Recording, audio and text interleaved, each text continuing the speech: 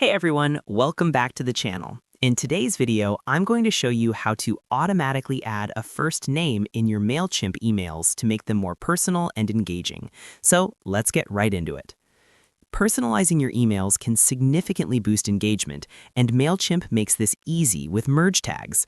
A merge tag acts as a smart placeholder that pulls details from your audience, such as a subscriber's first name, and automatically inserts it into your content when the email is sent. Here's how you can position that tag exactly where you want it using the Website Builder interface.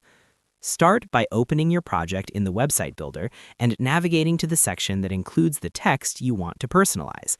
Click on the text block where you'd like to greet your readers. Once you do that, the editing options will appear, allowing you to add dynamic content.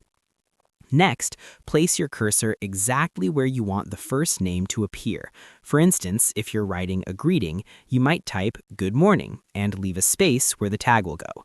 Placing it correctly ensures your sentence flows naturally once the name is inserted. Then, go to the top toolbar and locate the Merge Tags option. This is where Mailchimp stores all the dynamic fields you can use, including names, email addresses, and other subscriber details.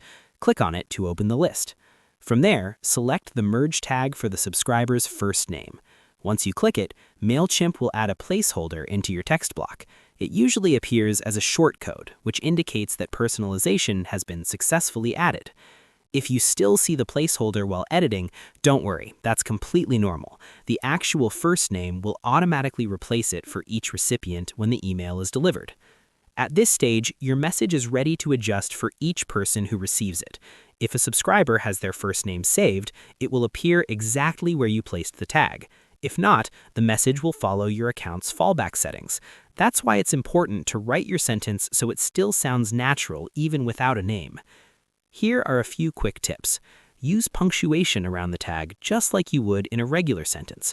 Avoid adding extra spaces before commas, and keep your tone consistent so the personalization feels smooth and natural.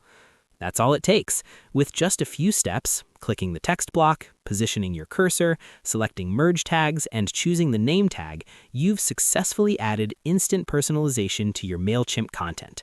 If you found this helpful, make sure to hit that like button. It really helps support the channel. If you have any questions or run into any issues, drop a comment below and I'll be happy to help. Don't forget to subscribe for more simple and practical tips to improve your workflow. Thanks for watching.